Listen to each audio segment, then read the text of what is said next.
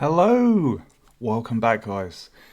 It's me Mike and I am continuing some game dev. It's been, oh god, I think about a week and a half maybe since I've touched this. Had a couple of deadlines last week, essays and things, so I've had to just kind of put this game dev on hold. It's been a little bit hectic, plus a house move, so I think I'm rooted and I think I'm ready to kick some butt. And we're going to have a quick recap because it's been a little while since I touched this. Not much has changed since the last video. So just go through, the usual. So we've got the controls menu. We might need to add something on there. Hopefully I'm coming through audio nice and crystal, guys. I've got my HyperX microphone plugged in, so the quality should be a lot better than what it was before. Anyway, control menu done, settings not done yet. We're going to do new game. We've got the pause menu, press P, pauses the game. We'll jump off of here, and you get a nice bit of motion blur as well when you pause the game. So we've got the health bar. I need to work on the colouring because I'm still not happy with that green. It's just too in your face. Got the global timer ticking away. Score. The middle bar is the score. We've got our wisps in the game. We've got our life pickups. I need to look into the damaging mechanic. There's something to do with when you take damage. We've got our AI wolf, Wolfie. We've got a nav mesh over here, so he stops pursuing after a while. So this is the hut. We've got a key over here. We open the door. We go inside. Nice and dark. We've got a light switch. And over here we've got a torch. You pick up the torch. You find the batteries, and then you can press T and turn your torch on and off. And last video, I believe it was the last video, I was working on the mountain over here, and we had this block, so you walk up to it, you press E. It's a little bit finicky. It's actually quite a bit of a complicated way of doing it, but I mean, it's not perfect. It works, but the way it works when you walk off of the block, it's just not ideal. So basically, I'm just going to remove this because it is annoying me. So let me just load up the first person blue maps. Okay, so what we're going to do, just going to make that a bit smaller. And so if I just show you the blueprint, so it was block A, and basically this was really complicated. Just too complicated, I think, for what it needed to be. So what we're going to do, we're going to, what do I get a character F? We need to basically clear out all of this stuff, get rid of the cube, because I'm going to do a much easier way, which is so much easier than this. So first off, this is for the cube, so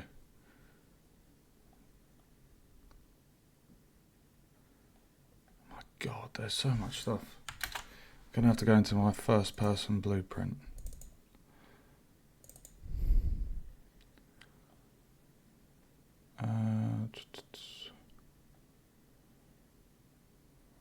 BP block A. Right, so I'm going to clear that, and we're going to clear that.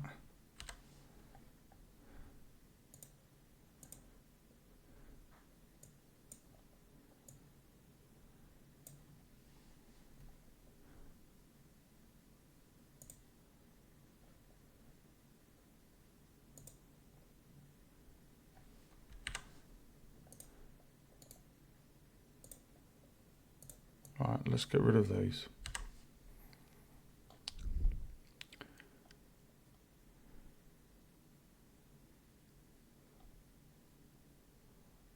It's so complicated.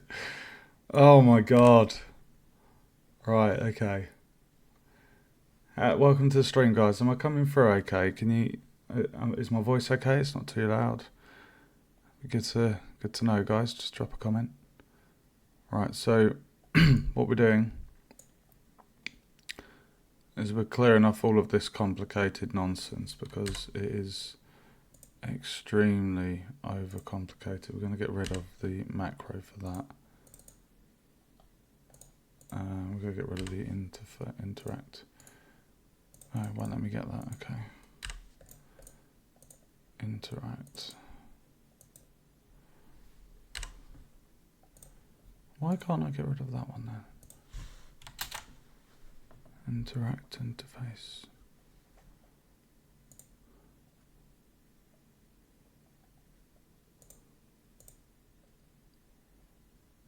Right, so if I just check the blueprints here, jump, input that, flashlight, interact, right, the player blueprint is fine. So now,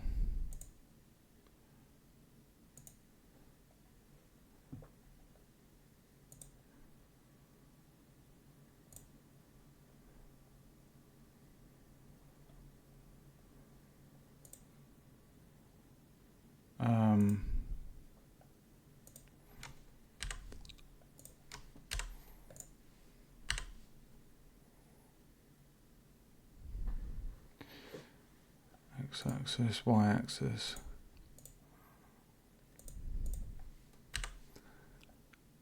Right, where can I find that? X-axis, y-axis.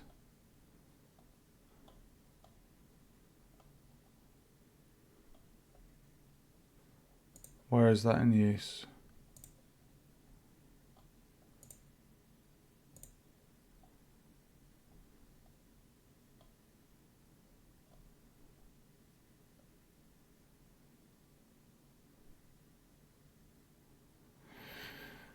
Oh my golly gosh. Oh, I can't remember what that was by default. That's why I can't get rid of it. We can come back to that. That's fine. So if I just go on the viewport for the block, I can get rid of all of this. I just wanted to check. So M rock sandstone. M rock sandstone. So if I come out of that and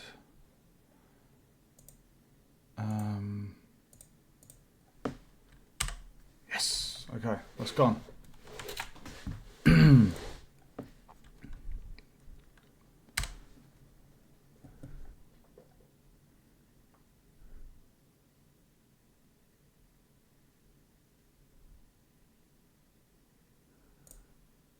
I'm not too sure where that's being referenced. I wish there was an easy way to see.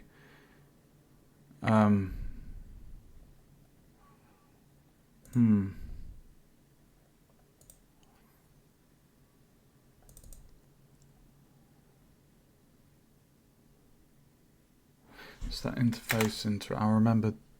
There we go. I think it's that. BP. No! Interface interact. No, that wasn't it. That was used for here.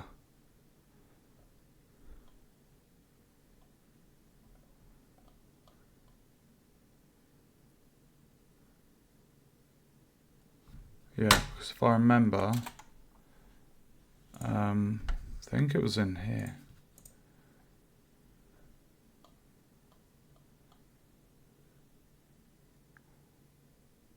What? What is this? What is that? I'm just tidying this out. I'm a little bit confused.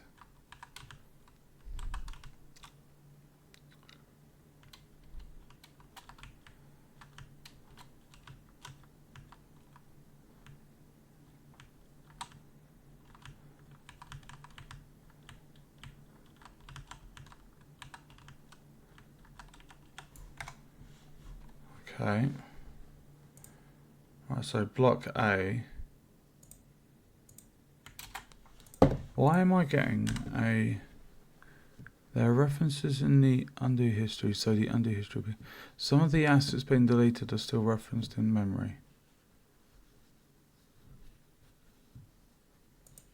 I'm just going to get rid of it.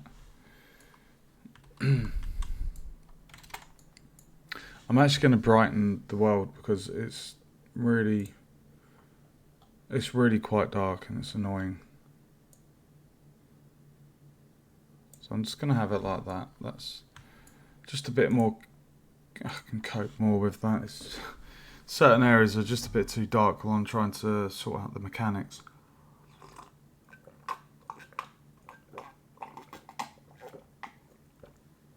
I do apologise, that's coffee. It's not me slurping for no reason. Okay, so guys, the purpose of this area was to basically get a cube that we could move into position. I can't remember.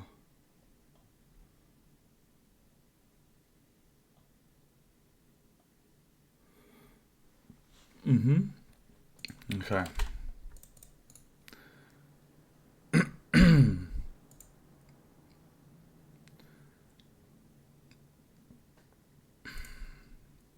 Okay, so we're going to call this blueprint. I'm going to call it move block.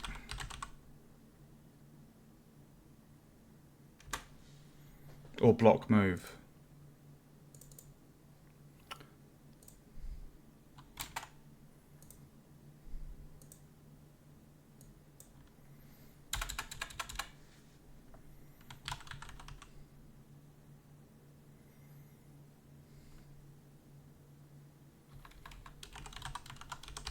I call it stone block.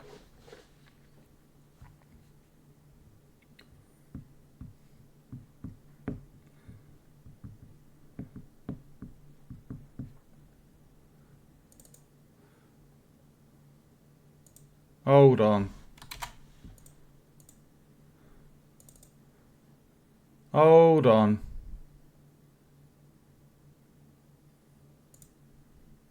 There we go. Okay, so what we're going to do here, we're going to put in a cube.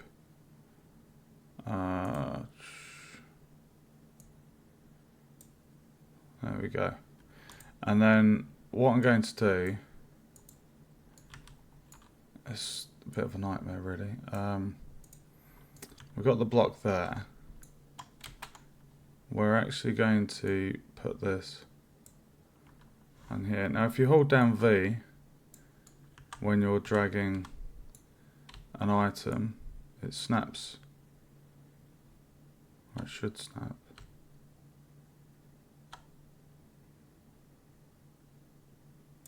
Mind you, I'm not on the best. This is not the flattest area.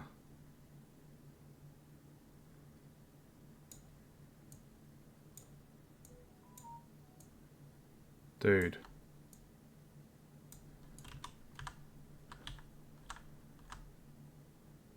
It's slightly submerged. It's not the flattest area. I'll just slow down the camera angle and check. I think that'll be okay.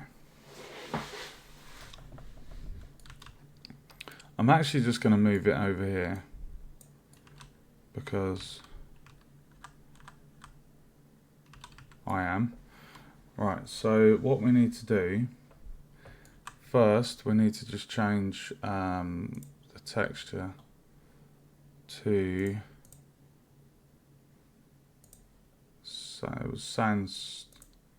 sandstone.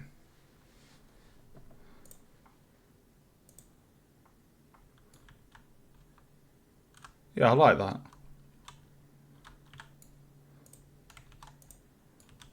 Okay, so We have our block.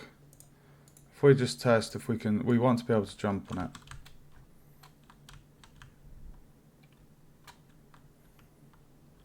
It looks a bit small.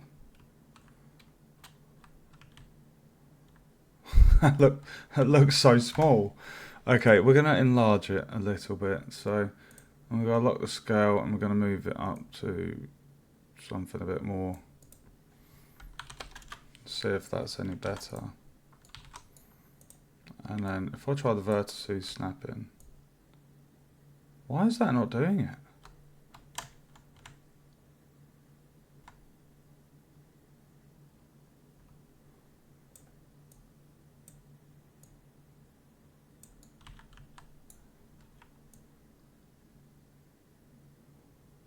You're meant to hold V.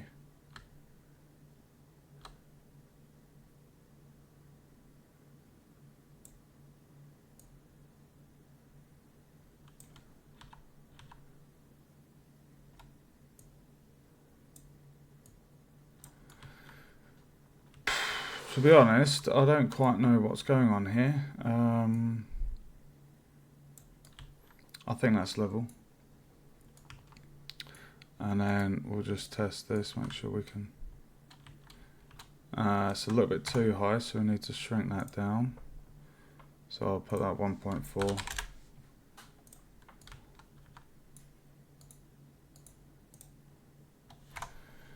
Right, that happens because it's a pain in the ass, basically. Where is my block?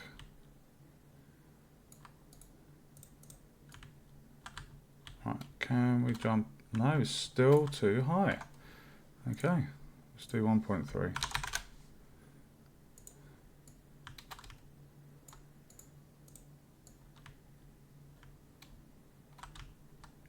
Works. Notice that it is still slightly raised. There we go. Let's try that. Okay, we can jump on top of that. I'm happy. So that is 1.3.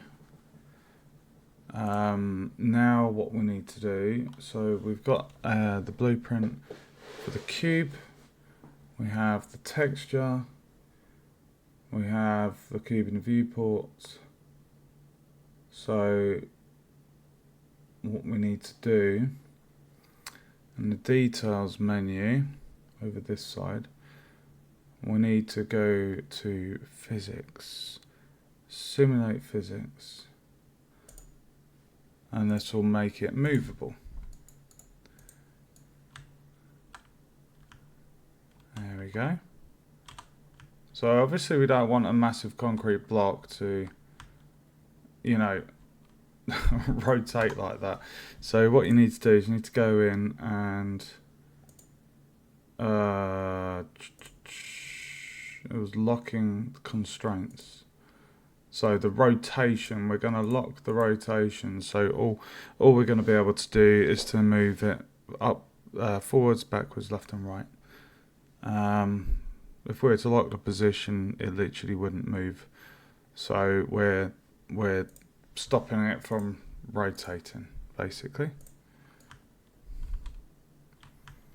You see that? So no rotation. It literally just moves. Now, obviously, this is extremely heavy, and there's not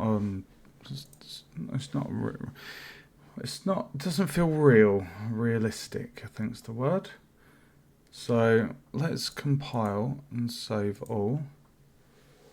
What we're going to do, we're going to go onto the linear dampening, which is, I could type it in the search bar, but I don't want to do that because it's always nice to find it. I think it was under physics, advanced.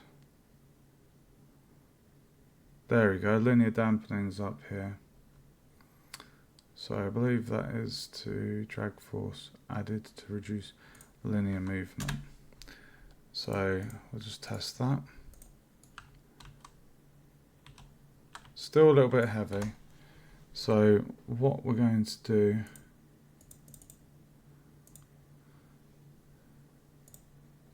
is... It was the mass.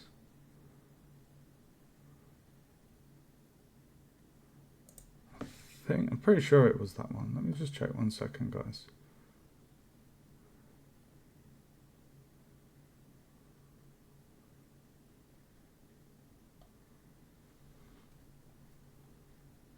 Right, so we're going to change the mass scale to 10. This basically is the gravity. Linear dampening is kind of like the friction. That doesn't move at all. Okay, so we're going to half that. So the mass scale is 5 now. Just play from here. Oh my god. That's completely solid. Right, let's go for a 2 on the mass scale. See if that's any better. Still moving quite fast. Let's go for a 3.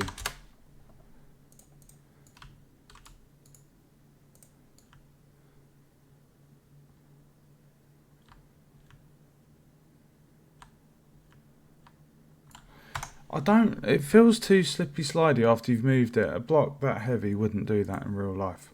So, the linear dampening, I'm going to put that at 5 and see the change.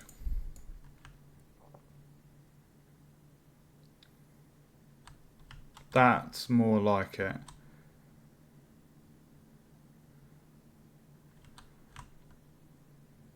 That's a good speed, isn't it, guys? That's very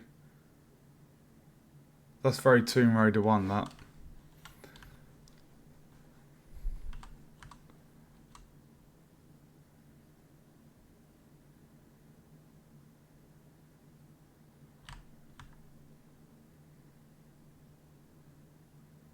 Yeah, I'm happy with that. I don't want it to be too fast. It doesn't have the friction.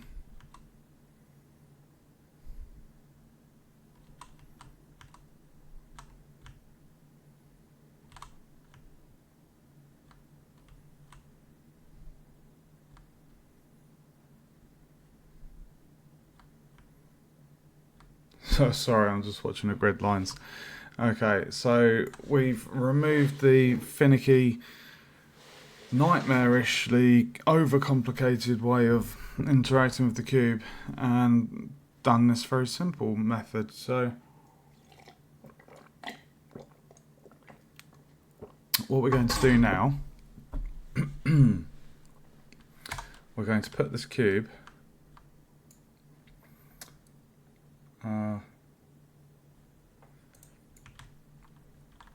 over here.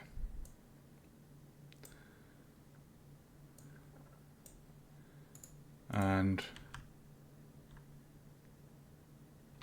oh dear. I wonder if that's not moving because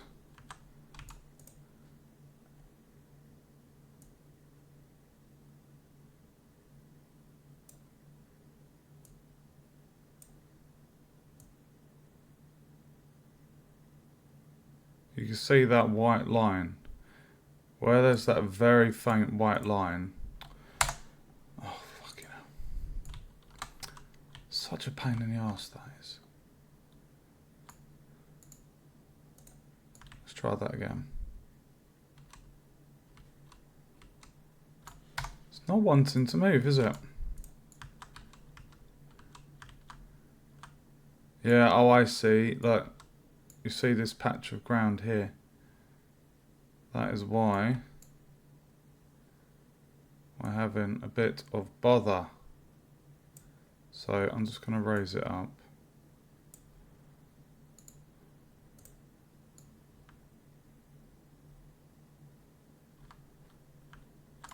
Wow. You are being very difficult. It's literally...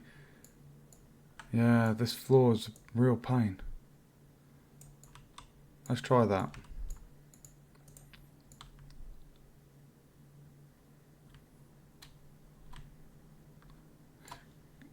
You got to be joking.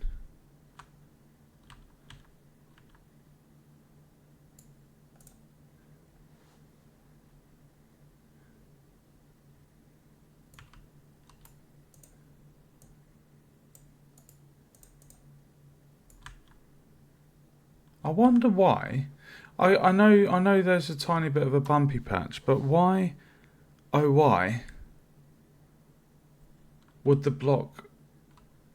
I don't know if that's because if it was ever so slightly overlapping the surface, and then it's kind of glued to it, and because it's not completely flat. It's a bit annoying, but I mean we've got the moving block. This mounting that I've done here, this was only, I literally whacked that together quite quickly just to have a little test area for the cube. But the idea is, you're able to move this cube. This cube will basically be in here. And then it's a very simple, just push it forward, jobby. Jump on the block, jump up, and repeat 2 times. You get to the top, you light a fire, job done, Bob's your uncle. That's literally what the cube will be doing. So that is how you make a simple movable cube. So just a quick recap. You make a blueprint, and the reason you do the blueprint is it means that if you want multiple instances of the cube, you've got a blueprint that any changes made to it affect all the cubes that you've placed in the environment. So yeah, it's pretty handy to have. So we've obviously chosen the material. We've enabled physics. We've locked the rotation on the constraints of the physics, so the cube doesn't rotate and go a bit crazy. And then we've made the linear dampening 5, which is essentially friction to the surface. And then on the advanced settings, the mass scale we've set to 3. So that's kind of the gravity. So the higher you make that, you won't be able to move it. But those values of, I do apologise, I'm quite tired. Those values of 5 for linear dampening and 3 for mass scale seem to work really nice. To me, that feels like a realistic, kind of cube. There's quite, you feel the weight to it because how slow it's moving. So that is our movable block all done. Give me 1 second. Give me 1 second, baby. Okay. Movable objects. Yes, we've done that. So I'm just having a quick look at my list here. I've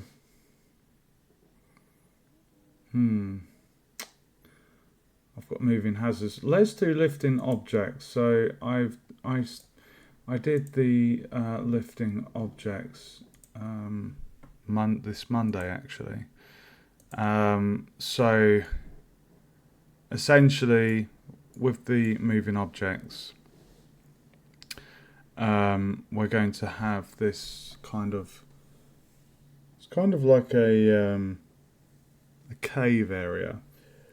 And then in the cave, it's going to have these little statues, and then essentially a pressure plate. Now, I'm just trying to think the best way to do this, because this is going to get me hopefully some high marks, because it's I mean, it's not a major complicated feature. But essentially you're going to have, originally it was going to be like a little kind of, I don't know, glass container with a scale in there, and essentially the player has to collect 3 or 4 of these little golden statues. They drop them in a chute, and then what happens is essentially it acts as a weight. Oh god, I'm so sorry. So the statues act as a weight. They weigh down the pressure plate. Once you've got all the statues, this this metal railing thing will come open, and then within there you will find a tinder box, and the tinder box will be used to light the fire at the end of the level. So essentially, I mean, it'd be quite cool to try that out now, actually, because that's the only lifting part of the game I'm going to have. Like, I don't want the player to be able to just interact with anything and everything that's got physics enabled. So yeah, let's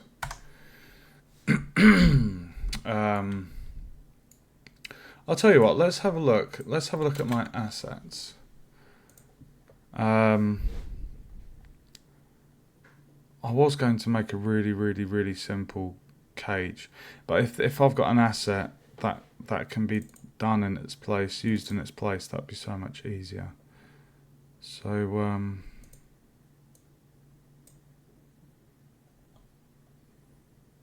that would work quite nice as a pressure plate. Why is it flat though? Why is... Oh, maybe that's meant to be a lid.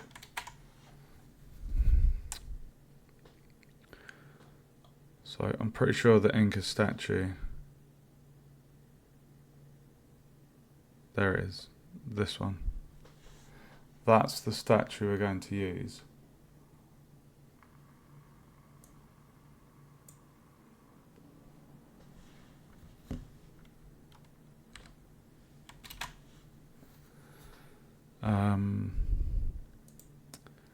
What we need is essentially this. What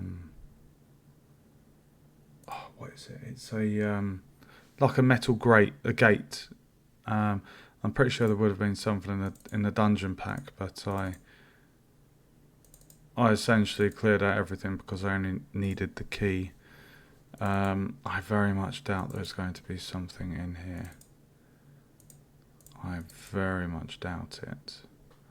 This was all wood and it didn't seem to have... I mean, I know I can easily make one, but... I mean, I could do...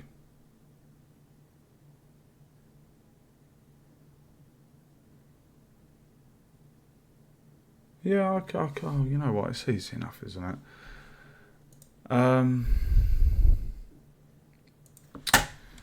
Sod it. Let's go into blueprints.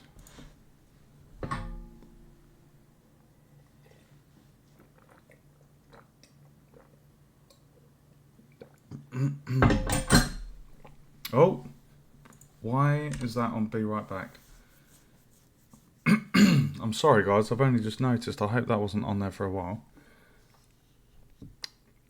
The problem is I've got my Streamlabs hotkeys on my number pad, and the number pad also is assigned to a number of hotkeys for streaming, so that's probably what happened. I'm sorry about that.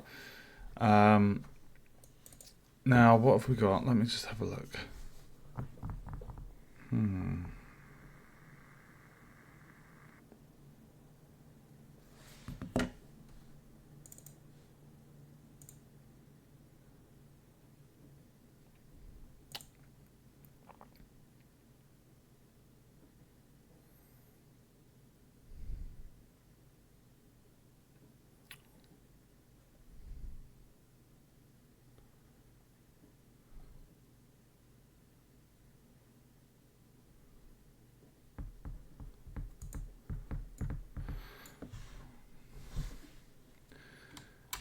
Okay, so we're going to do... what we're going to call this... what we're doing? I'm going to call this BP... I'm going to call it Tinder Gate. Actually, no, Fire Gate. Because the Fire Gate, it holds the key item to light the fire. Tinder gate just sounds weird, whereas if I call it fire gate, I know it's the gate related. There's only going to be one gate in the game. So instead of just dragging in a lot of different assets to create one thing, what I'm going to do is I'm just going to create a load of cylinders and give them a metal texture, and that will essentially represent the gate. So what we need to do is save, open this. You'll see where we're going with this, guys. Right, so I need to bring that here, put that there. Right, so we're going to need a cylinder.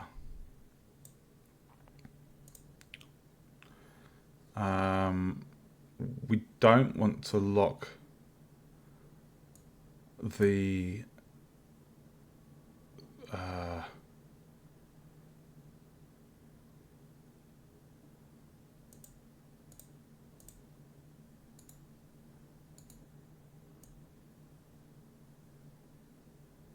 if we just do 0.2, that feels too. Right, now I want to see how big this is for scale, so I'm just going to place this here.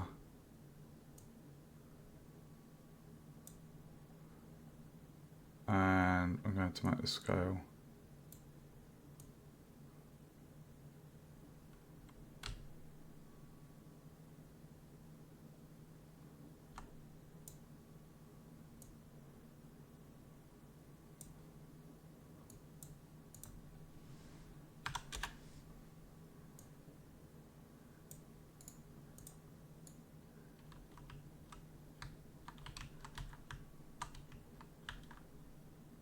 Okay, that's good. That's a good height. That's actually a really good height.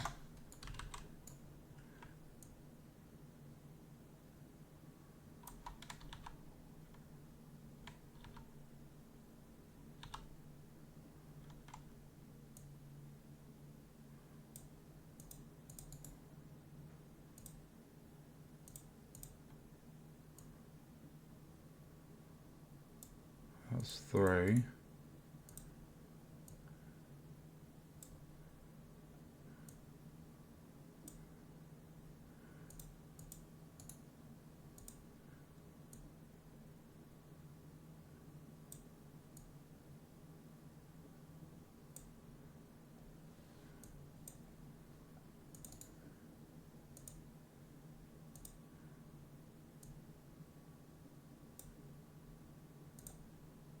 Do that again.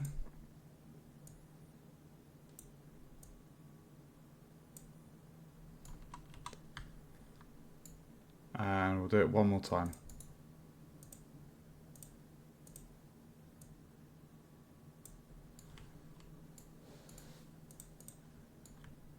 That is perfect. Excellent. Now we need to apply. I'm going to whack that up here. And I'm going to give it, I'll see if there's anything called metal rust. Yes.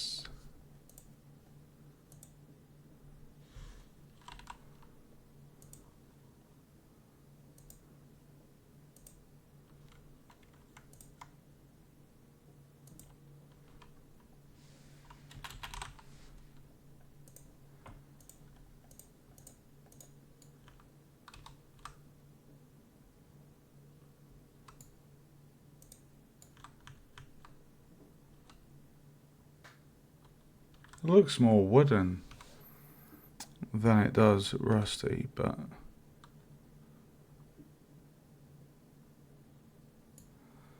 let's see if there is. Let's put in metal and see.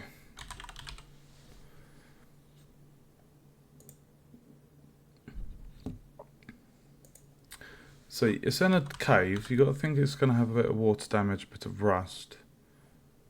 So steel. Steel could work.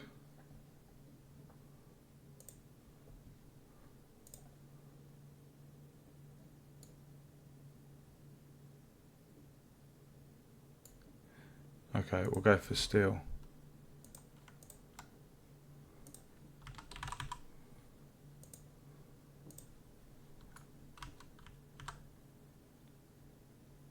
Yeah, it does look a little bit worn.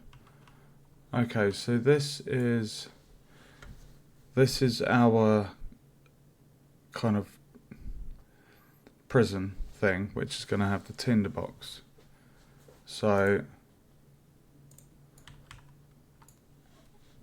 I know I'm going a bit off tangent here, guys, but the next step we're going to be doing is creating be able to pick up objects, and that is going to be using the statue that I've got planned. So that's going to feature a mechanic where you pick up 3 or 4 of these little golden statues, you put them on a pressure plate, and then I was thinking the way of doing it is, because I wanted the player to drop them into a chute. So, you know, they walk around holding an object and then they release the object into the chute, and then there'll be like a collision box. So the moment a statue passes through, maybe it adds an integer like +1, and then you need something to say when the value of integer equals 4 or is greater than 4. You play an animation that will lower the metal grate there, which will have the tinderbox. So that's what I was thinking with this. So I just need to say I've got a load of assets recently. Let me see if I can open up my this one. Yeah, I've got quite a lot of cool new stuff, guys. The Unreal Marketplace recently changed to what was it? Fab. So, you know, I had pre-existing assets on my account, and then oh god, I'm so sorry. I'm so tired. I need sleep. Yeah, so I had assets already here, and then I've got a ton more. Like a ton more. This one was really cool. Oh, it opens up Fab. Okay, right. Well, anyway, I've got lots of stuff here. And why was I on this? What was the purpose of this? I was looking for a tinderbox. That's what I was doing. Why was I going on there? Let me just have a look, because I have got a number of different objects in here. Now, a tinderbox is basically a box that has fire starting materials. That's what I was going to go for the key item to essentially finish the level. So you just need like a little grey box basically. But I'm not sure if I have something.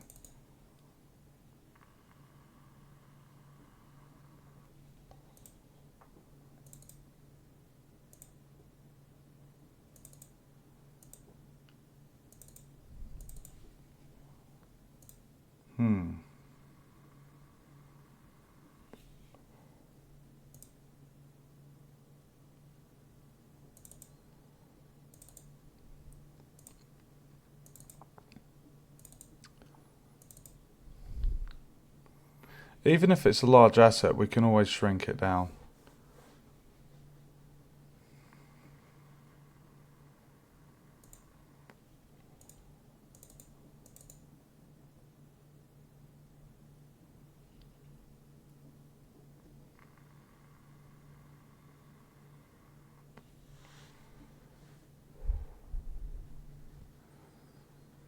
See, this is close to it, the toolbox.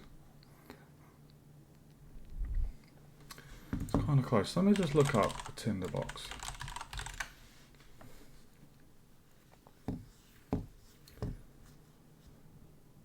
A tinderbox or patch box is a container made of wood or metal containing flint, flint steel and tinder, used together to help make a fire. So yeah, essentially fire making materials. I'm looking here, if I go on images just to see. Yeah, there's lots of different types.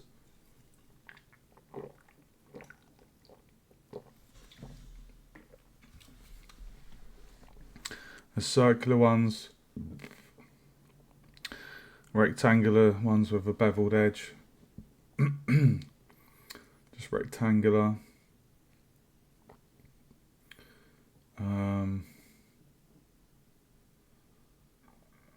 God, there's one here where it's a cylinder with a chain. Oh my god.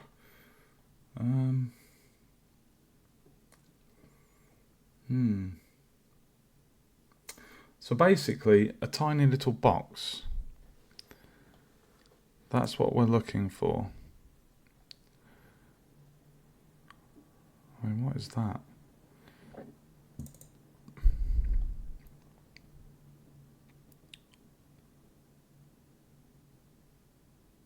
I mean, that looks like a shoehorn of some kind.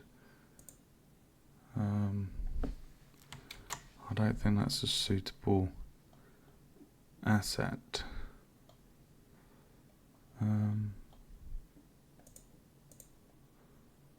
Let's go to...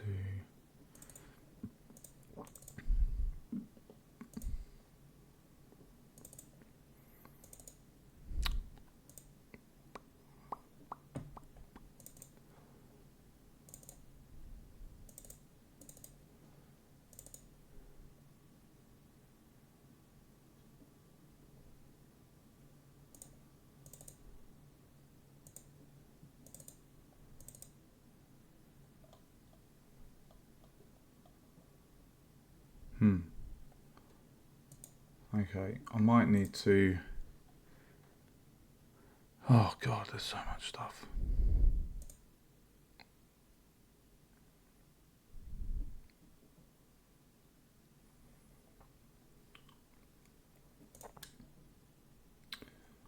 Right, that one's not suitable.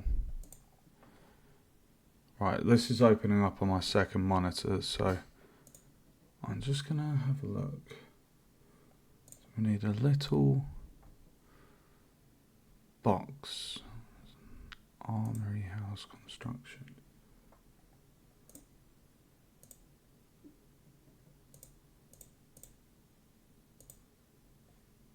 Oh, that's got a cool door. I like that. Ant woman spaceship. Sci-fi shrine props. Let's see if the medieval camp has something. I don't quite know why this one is pink in colour.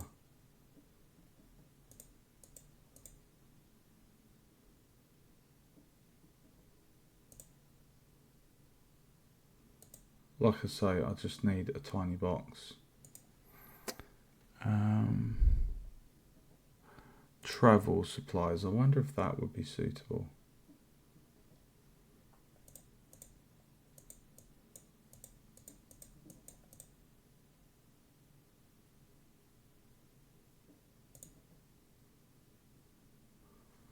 Okay, this is looking promising.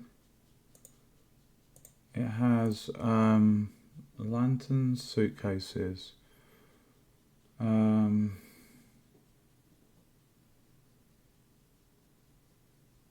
There is something that it kind of looks like a satchel. It's more like a, I don't know, a shoulder bag or something. I don't know if that's too big. I mean, it could work.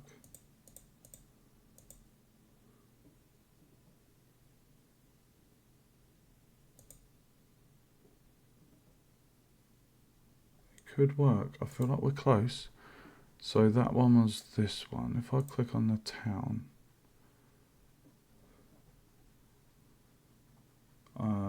that's volume 6. We've already had a look at that one. We've already checked the foliage. Town props, I think I've got that one. Goods and something. Okay, we're getting somewhere now. So this has lots of tin materials.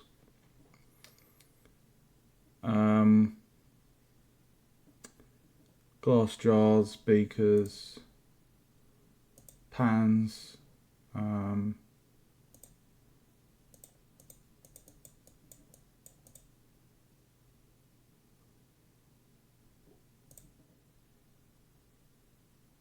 the problem is the suitable containers, they have labels on with colour and they look a little bit iffy, so I don't quite think that one's going to work. Let's look at Trades Me. This could...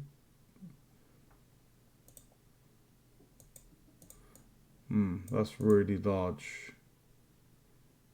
Got like a whetstone, large logs, coffin, wagon. Again, not the right materials. Interior furniture's not going to be that. Medieval dungeon.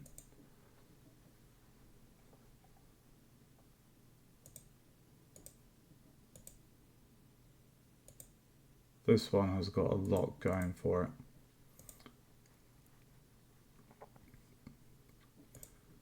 Lots of pots and chains. It basically looks like quite a large, just a large dungeon, but there are a number of materials in there. It's just trying to spot it with my eyes, something that would be safe. If I'm struggling, I think I'm just going to go with that satchel. Because the tinderbox, like I say, looking at the pictures,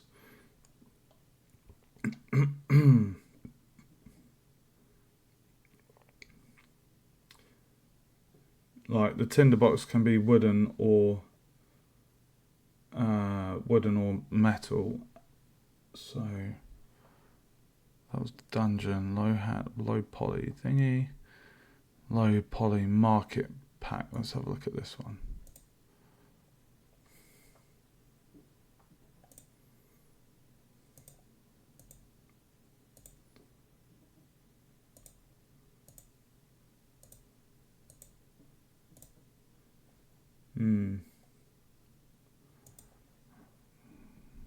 Where's this one? The Korean heritage.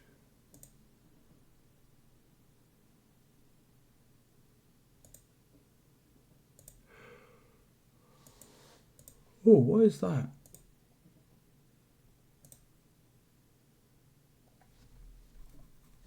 This has got a load of Korean vases or vases.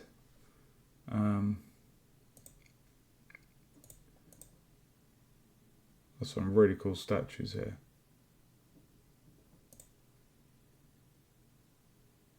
God, they must have taken ages to make.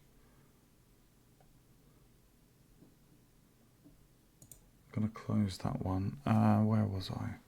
Kentor, music, fruits and veg, fantasy weapons.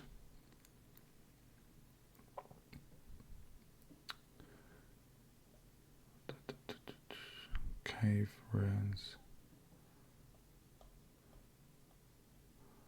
God damn. Right. I think we might have to go.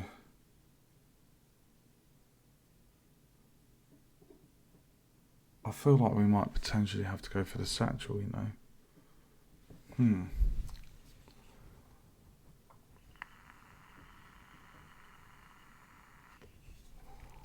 I think it was this one.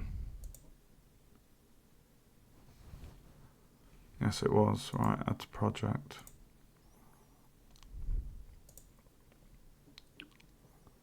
Oh, baby, look at that speed. Oh, yes. Holy crap. Oh, that is beautiful to see. Are you watching that speed, guys? That is beautiful.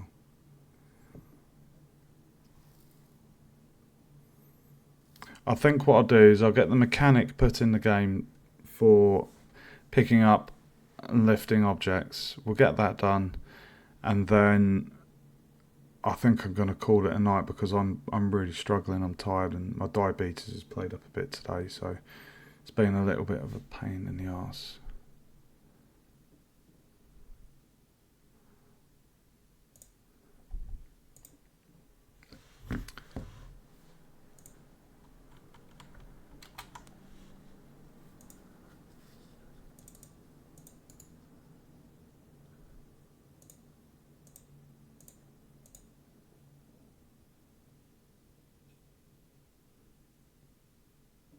Are you joking?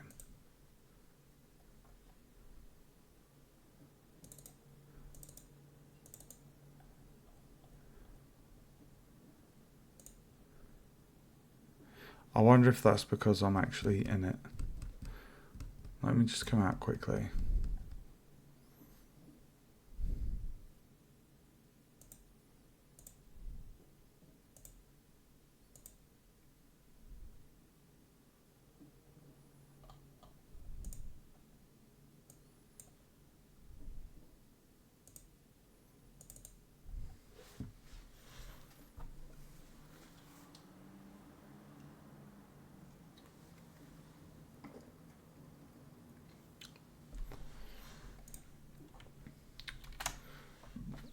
Okay.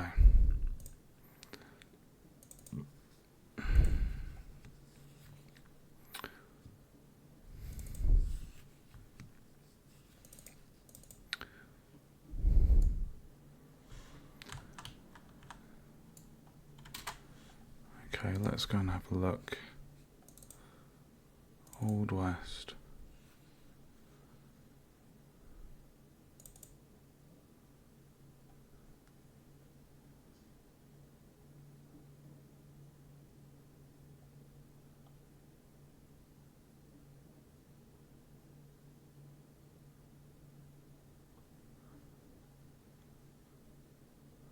This is what I was going to go for, guys.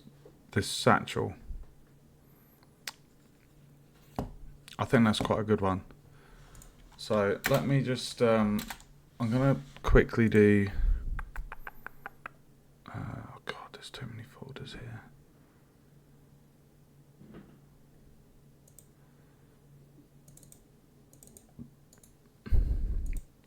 We're going to do an actor. We're going to call this VP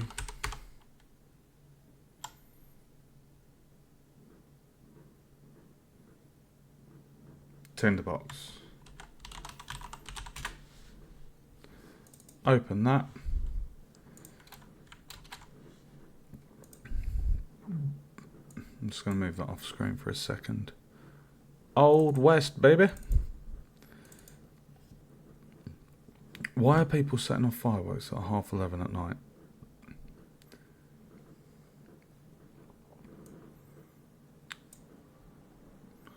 Okay, there we go.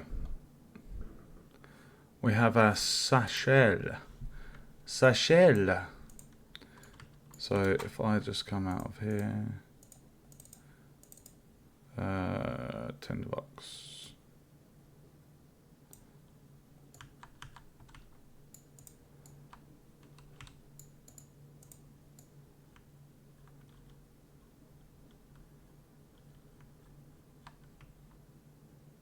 I mean, that looks a decent size, like it could hold some fire making materials. You're not going to be able to see in the bag, but, you know, it's very much that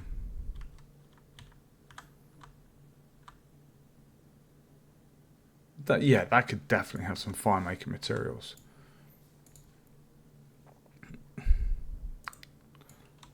Yeah.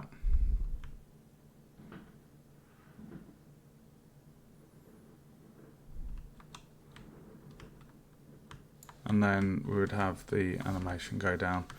Okay, right. I want to be quick with this one. So,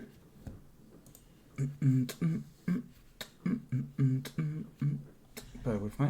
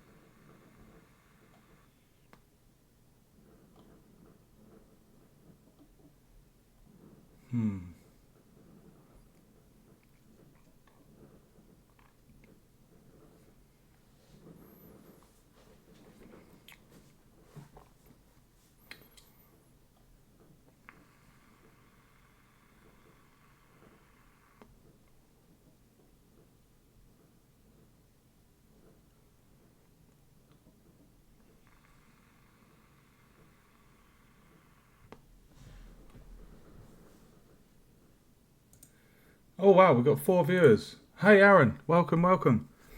How you doing, dude? Welcome to the stream. Sorry guys, I've got a thing out from uni. I'm just looking at. It's to do with the raycasting. Aaron, how's my audio coming through, dude? I've packed away the rubbish headset I was using, and I've got my HyperX microphone plugged in. So I'm hoping is the audio coming through a lot better than previous streams. Be good to get some feedback, bro. Okay. Line casting or ray casting, guys, not to be confused with ray tracing, to do with lighting. This is to do with these invisible lines or rays that are cast from the player to objects in the environment, and you can interact with them. So I've got a little bit of a thing to follow here. So I'm going to first put in the statue that I've got. So this little area is going to be our next trial thing. We're going to have a little kind of a puzzle element to the game. You find 4 of these little statues, you place them in a chute, goes onto a pressure plate, and then after 4 have passed through, this railing will come down. You get the tinderbox, you can climb the mountain like the fire job done. So, the little Inca statues I'm going to use are beautiful.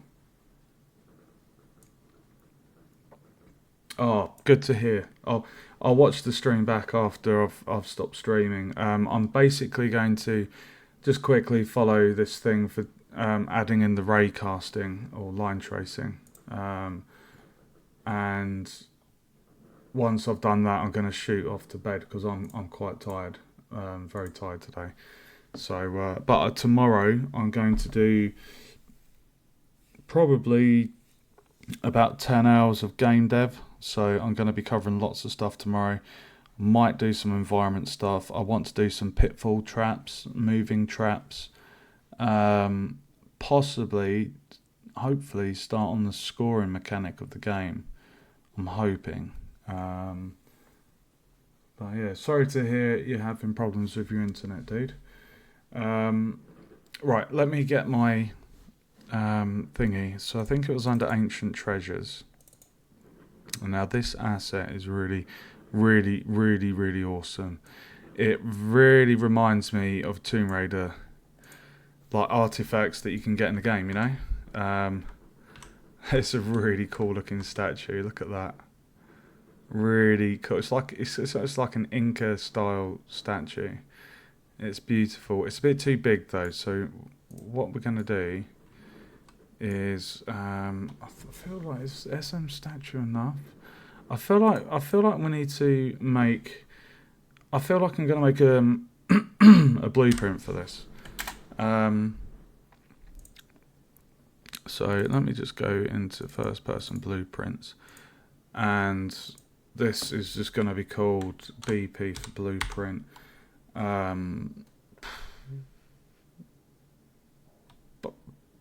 Statue,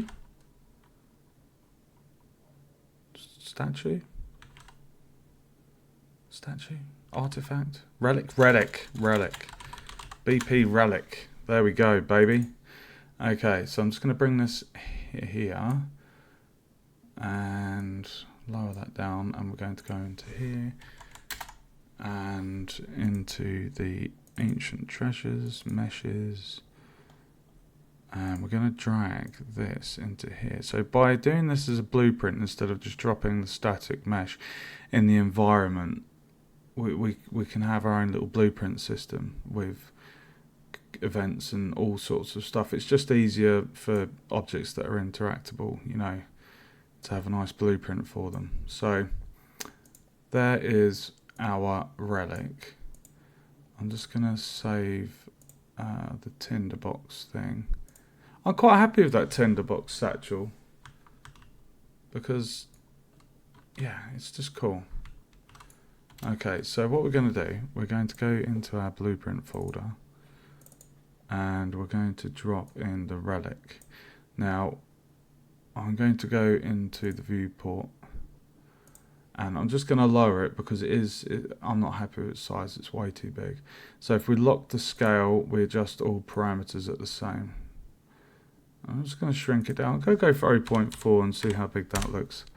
We don't want it to be too small. That looks a good size.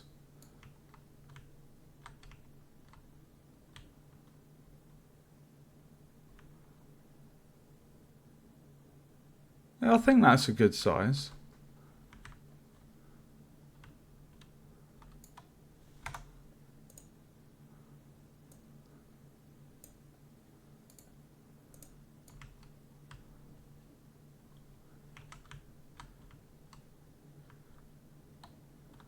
Yeah, I like that.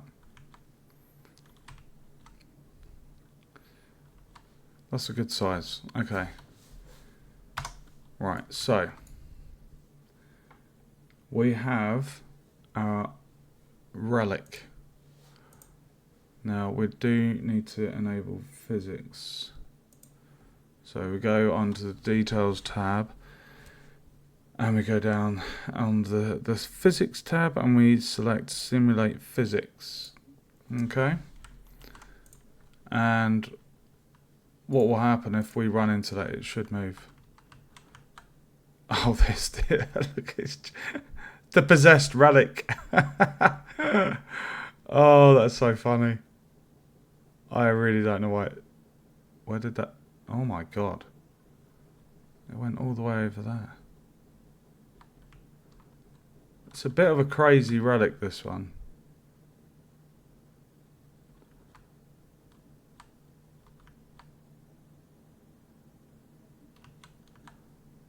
I really don't know why it's doing that, so I'm just going to quickly test something. If I make it so the player can't step up on it, hopefully it's a bit weird. Can characters step up on? No.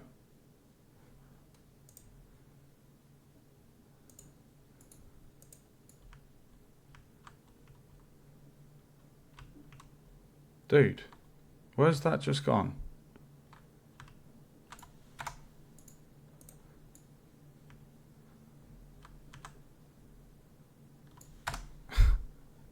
That's got some strange physics. Okay, collision presets. So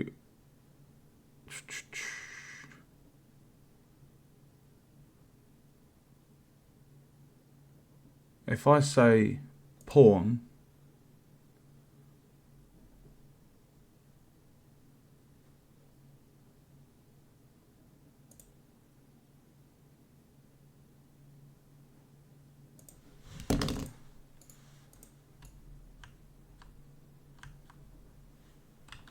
dude, this possessed relic is crazy. Oh, dude, Aaron, you need to ask for new internet for Christmas. I feel so bad for you, dude. Like every stream, you've got problems with your internet, bro. But that's fine, dude. Thanks for tuning in. It's nice to see you. Sorry, I've not been on for about a week and a half. I've had a house move. I've had two big essay deadlines for uni, and I've just been flat out, dude. So playing a bit of catch up, but I will be back on track in no time. Like I say, this is pretty much, I'm making great progress here. So yeah, we'll be doing some more streaming tomorrow of the game dev. So if you're about tomorrow, feel free to tune in. I'm getting close to the point where I want to start designing the environment. There's just a few more elements I want to get polished off within this sandbox at the moment, and then once those elements are done, you can actually copy across assets between projects. So I can create a completely new project, and then literally just kind of drag and drop between the two, making sure that everything that's needed is done and everything is labelled and organised nice and neatly. Because at the moment, like, things are in folders and it's not messy, it's organised chaos, but because I've been just using this whole template as like a sandbox essentially, I've not really kept it too tidy, because I know that when the time comes it will be different. Right, I'm going to go on here, I'm going to go custom, and for pawn I'm going to say ignore. See if that changes. Hey!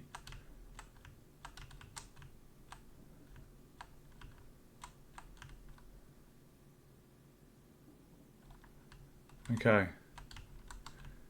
Yeah, that was doing some really weird thing. I have no idea why it was doing the thing. I don't know if that's because I shrunk down the scale so much, but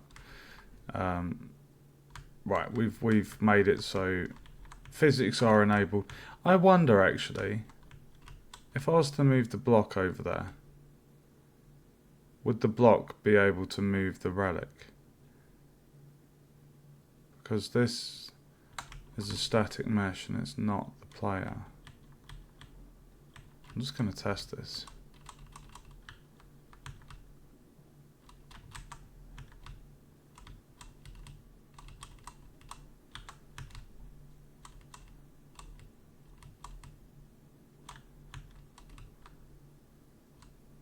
Oh! Is it moving it? Oh, it is.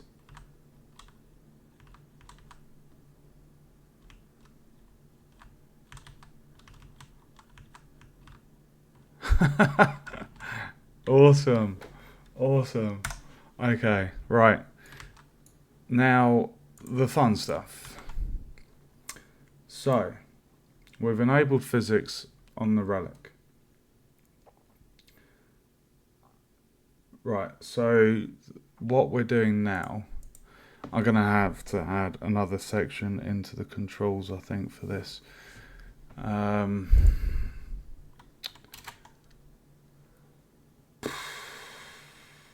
damn.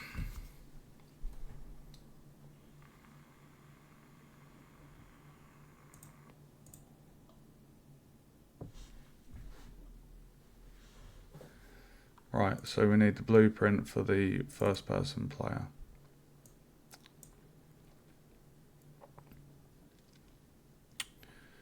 What have we got here? That's for the environment flashlight.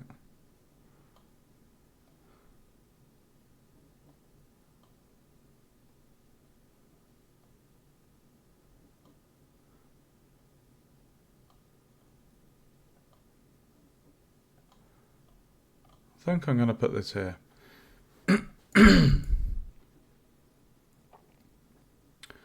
Right, so this is going to be right mouse button press.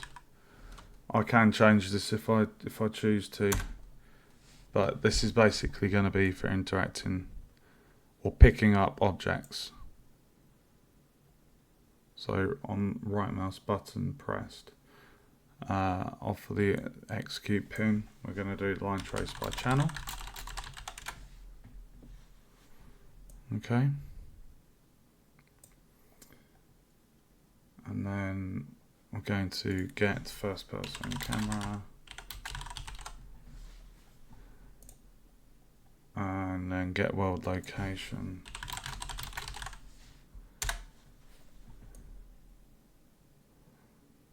And then the return value is going to go into the start of that.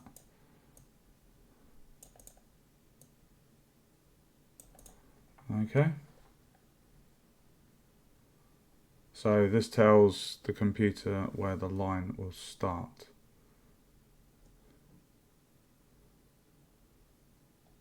Right, so we're going to get the world rotation.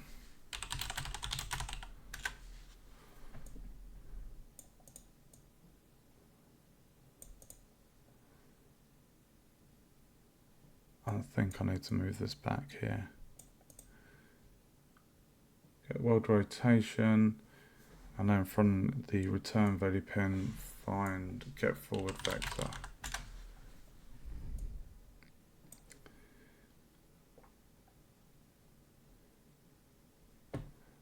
Oh God, I need to move it back more. Right, let's go to a multiply.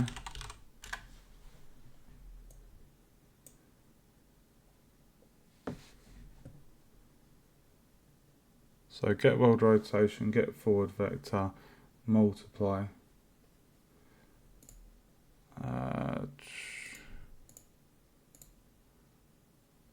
To float single precision.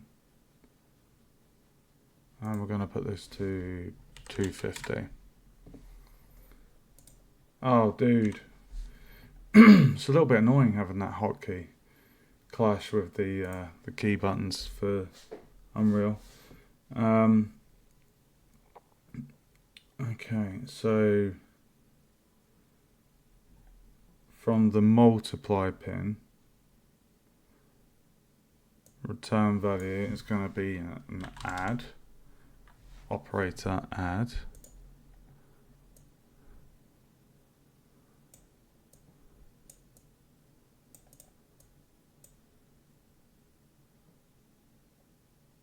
So if I just cut this link there, put that one there,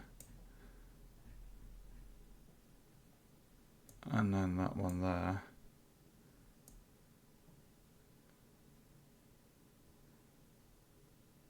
and that goes in there. There we go.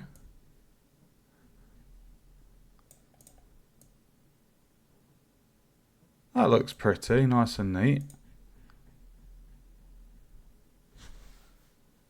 Okay, so we've dragged out the multiply pin, the add, connected that to get world location, plugged that into the end. Okay, let's just compile and we're just going to save. Always good practice to frequently save, guys.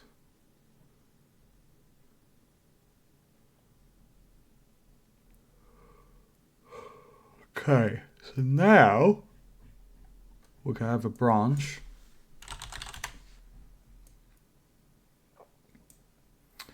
Return value goes in there.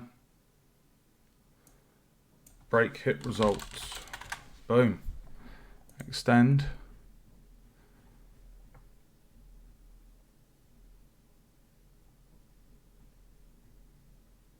Column drop down arrow of the break hit result to extend. Okay.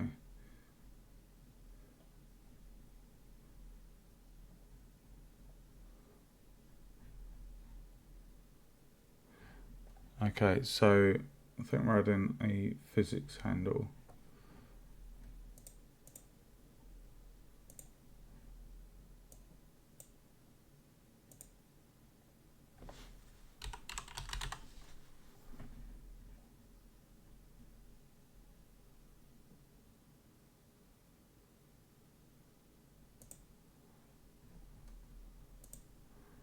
Okay, so we've got the physics handle.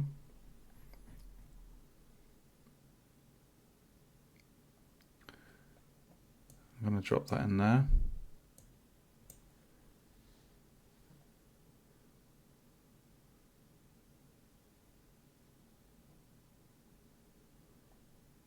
And from the execute pin of this, we are going to grab component at location with rotation. Bit of a mouthful. Connect the true pin from the branch to this one.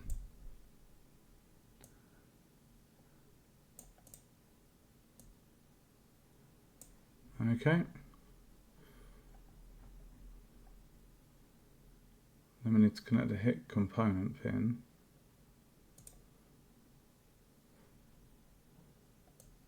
So the hit component pin is going to go to component. So hit component to component.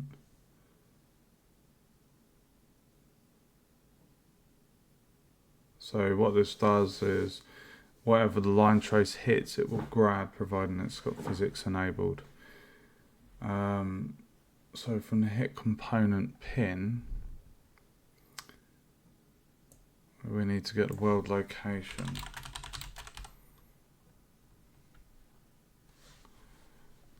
Get world location.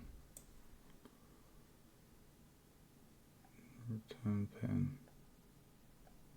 This one is into the location.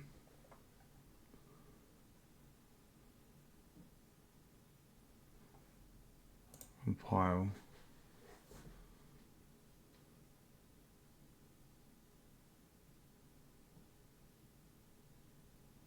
Right, so we've got to add a new boolean.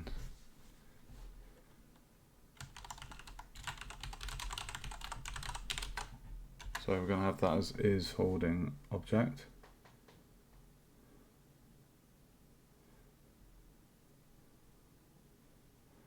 So from the execute pin,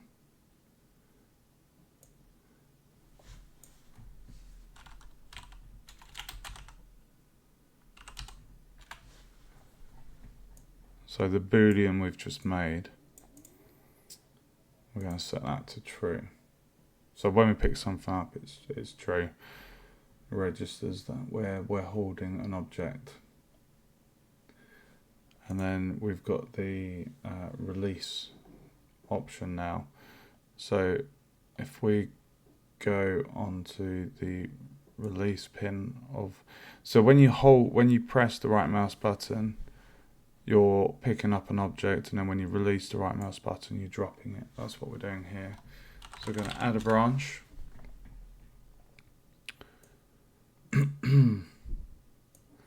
And we're going to check get holding object.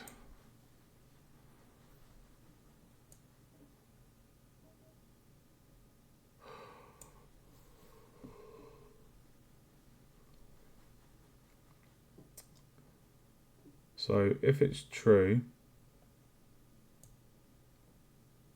I want to release component.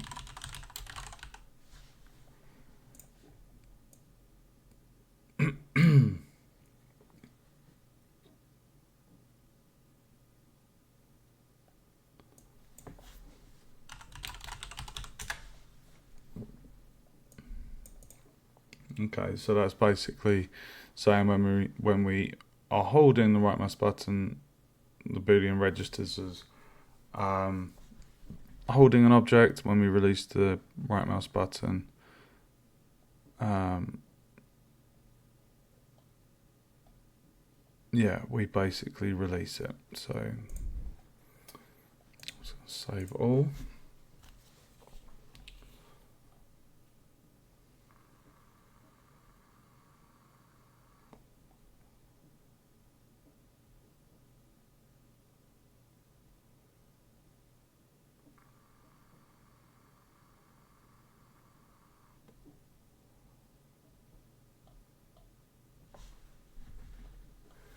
Now we're going to add an event tick for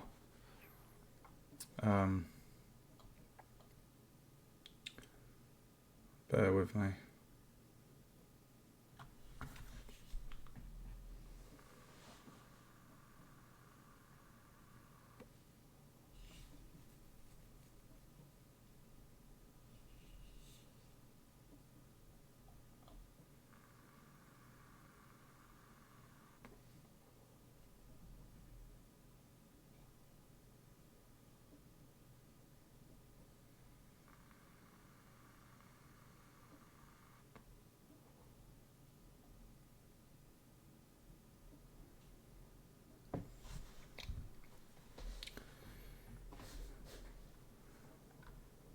Okay, so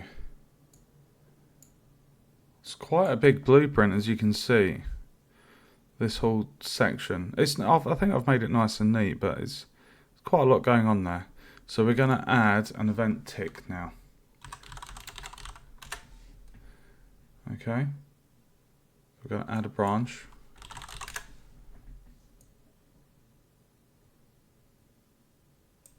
And the condition.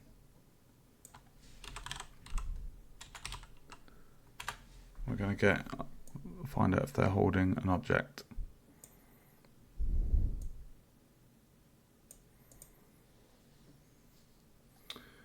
And then I'm just going to bring this up because we're going to copy some of that previous code.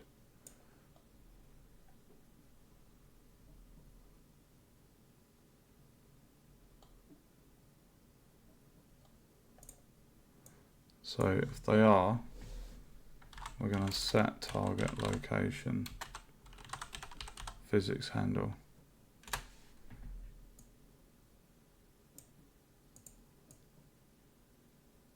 Just like that.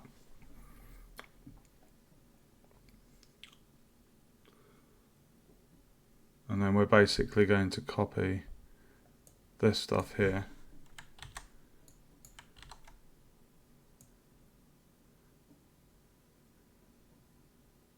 And we're going to plug that into that.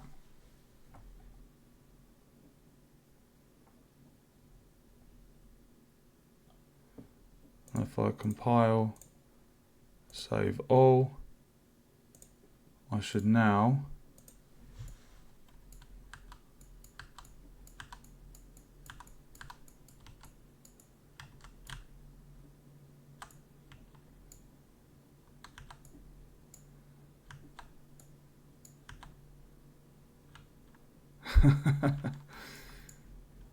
right.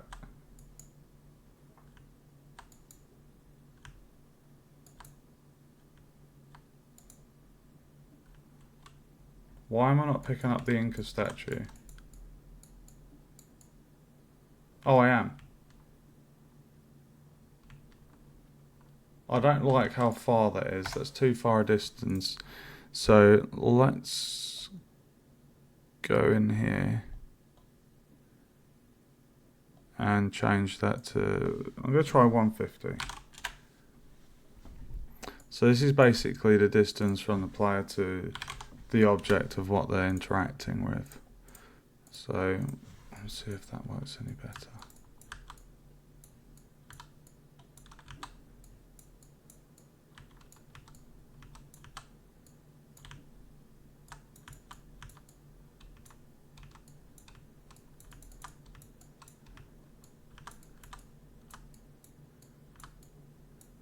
That feels a little bit too far, so I'm going to change that to 200.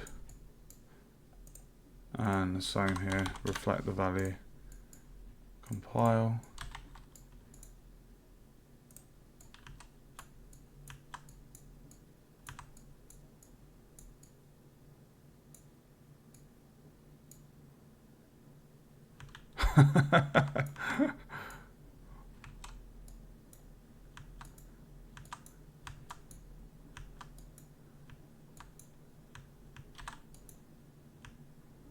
It's pretty fun.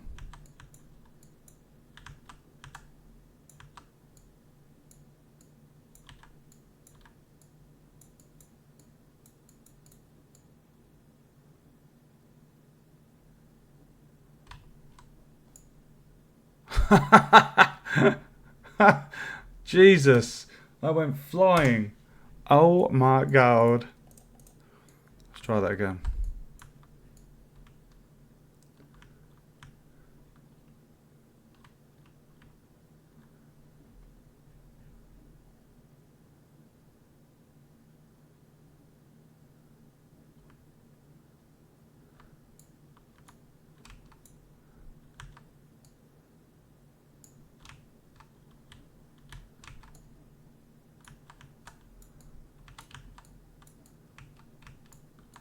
Why are you not picking up, bro?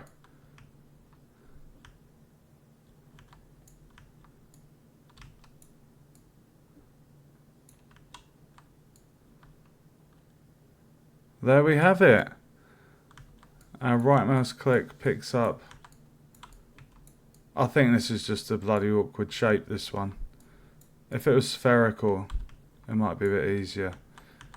But bearing in mind, it's a strange shape. It's not a cube. It's a thin rectangular type awkward shape. I mean, I could always make it different.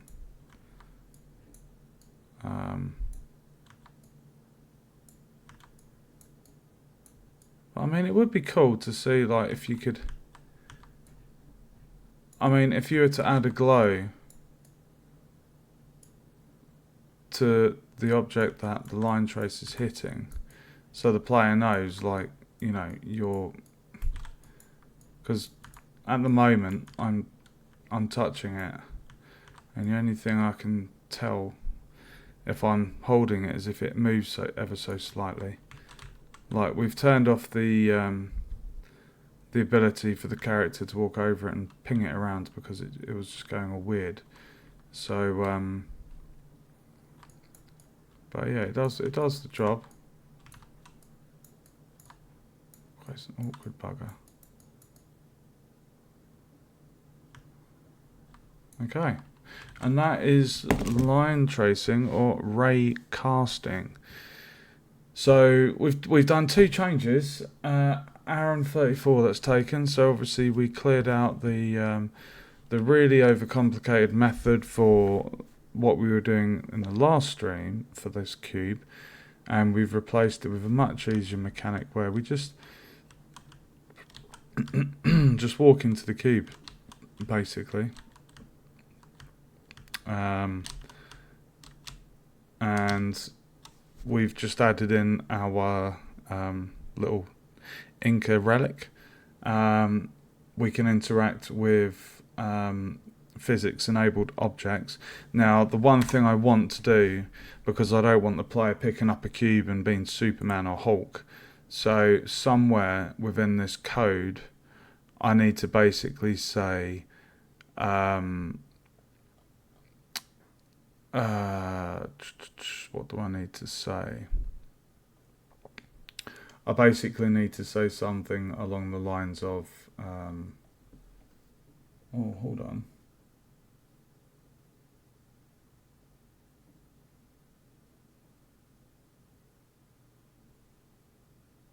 Oh, 1 second, guys.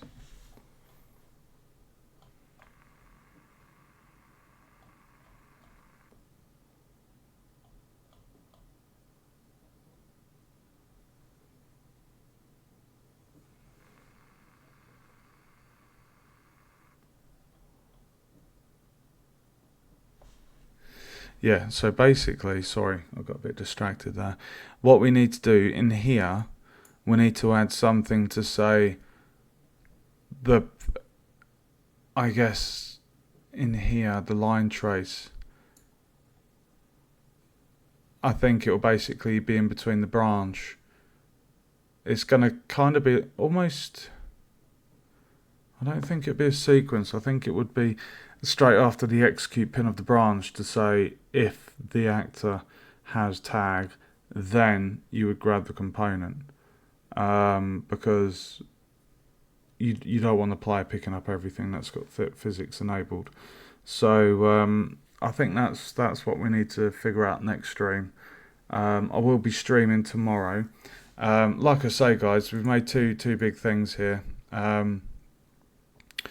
I guess the next thing I want to also do to finalise this kind of little puzzle element of the game is to create the chute thing with the pressure plate I've got planned, which will effectively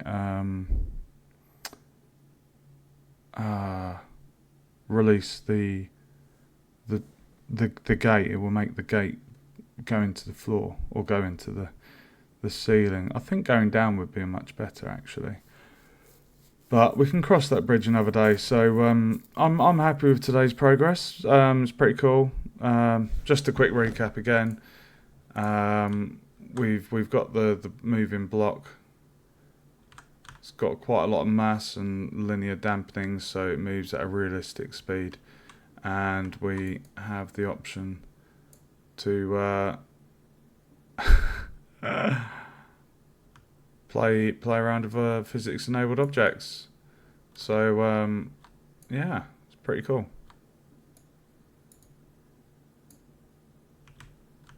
Oh no, I just threw it over the edge. Anyway, I'm going to call the stream there, guys, because I am exhausted. But I will be back tomorrow. I'm going to try and do a 10-hour dev stream. It may be broken up into 2 parts as I have something going on in the afternoon. So I'll try and do 4 to 5 hour dev stream in the morning half of the day, or the first half of the day, and then the evening I'll try and do another 5 hours. So if I just have a look at my my list of what mechanics and things I still have left to do. Yeah, so I need to add the cave, and that cave is this whole relic mechanic, and apparently it's quite tricky to put caves inside, well, just to create caves within terrain, and then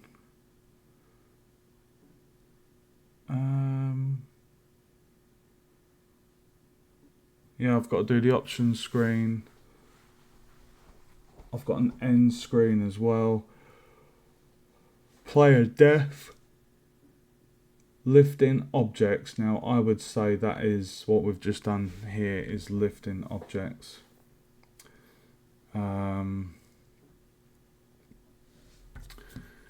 Moving hazards, so we've got to make some swinging traps from trees. Water obstacle with the raft, easy to do. Could do that tomorrow. Particle effects, I've already got particle effects. I've got sound effects pack. Yeah.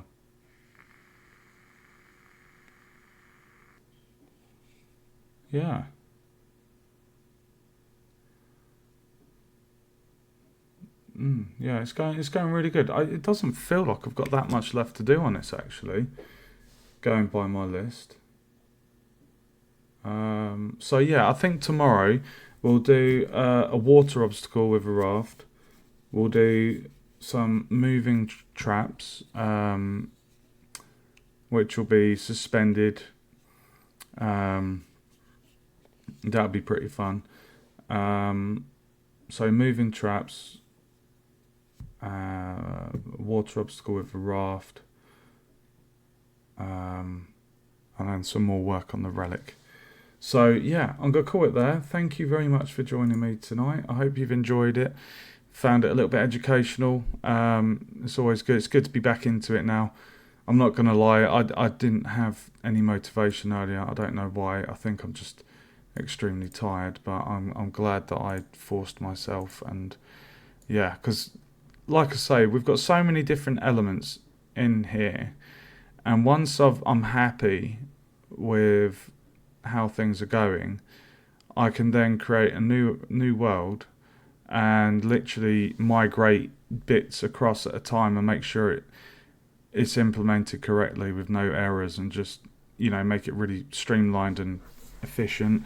We can label and organize all of the folders with color labels, and just everything's going to be nice and organized. So you know, and make sure all the naming conventions are consistent throughout the project as well. So yeah, it's going to be fun. And the terrain, I think I'm most looking forward to. And what I might also do tomorrow, I have a graph paper bird's eye view map of the level. So I think I'm actually going to go into Photoshop tomorrow. I'll probably do this on stream, and I want to create the map in Photoshop. So I've got a digital version because the hand drawn version I've got, it's all been done in red ink. So it would be good to have a color coded map where I can clearly see, you know, exactly where everything is. It's not to scale. It's just a rough overview of the rough level placement. So that's going to be fun. Thanks for watching, guys. Give us a follow if you enjoyed it. Subscribe on YouTube, and tune in tomorrow for some more game dev. Take care, guys.